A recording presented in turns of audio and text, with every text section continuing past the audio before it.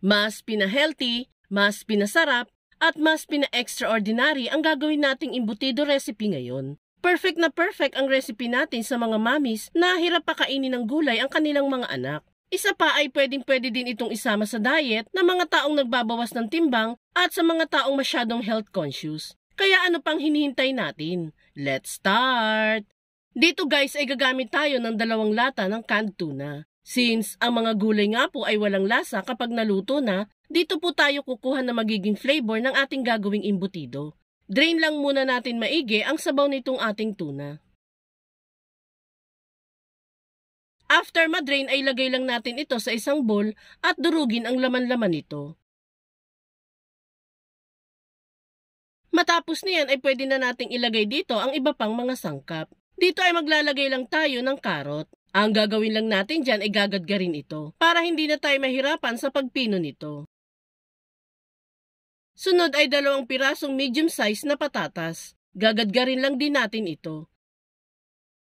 Isunod na din natin dyan ang malunggay. Bale, chinap ko lang po ang malunggay gamit ang kutsilyo hanggang sa maging pino ang mga ito.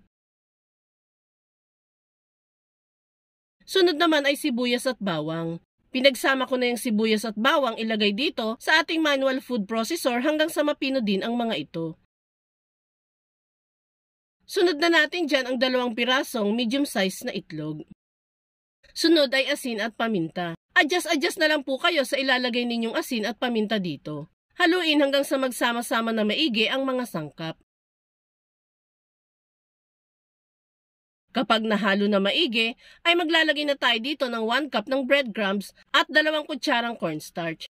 Ito po ang magsisilbing binder o magpapabuo dito sa ating gagawing tuna veggie embutido. Haluin lang natin itong maigi. Salamat po at nakaabot ka sa part ng video na ito. Kung sakali lang po na magugustuhan mo ang version ng embutido recipe natin, pwede po bang pakipusuan naman ang video natin? At mag-comment ka na din po ng I love tuna veggie embutido. Maraming salamat po. Once mahalo na yan ay pwede na po tayong mag-proceed sa next step. Since embutido nga po ito, kailangan po natin itong ibalot sa aluminum foil. Sobrang easy lang naman ang pagbabalot nito guys. Bali maglalagay lang tayo dyan ng gustong dami ng mixture. Saka i-roll ng marahan ng foil habang sinisiksik ang laman sa loob. After niyan ay twist ang magkabilang dulo habang sinisiksik din ito.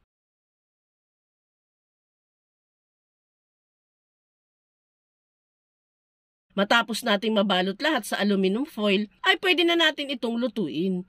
Dito ay nagpakulo na tayo ng tubig sa steamer. Pwede na nating ilagay dito ang mga embutido. Lulutuin lang natin ito sa steamer ng at least 40 minutes. After ng 40 minutes, ay pwede na po natin yang hanguin.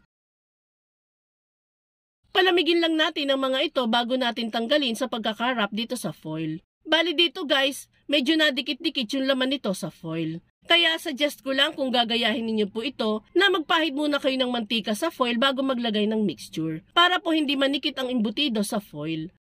Kapag natanggal na lahat sa foil, ay pwede na natin itong i-coat sa itlog at breadcrumbs para po mas maging appetizing sa mga bata ang outside appearance nito. Pero kung tutuusin guys, ay pwedeng-pwede nyo na pong kainin itong embutido natin since ito nga po ay luto na. Matapos nating makoat lahat sa itlog at breadcrumbs ay pwede na natin itong iprito.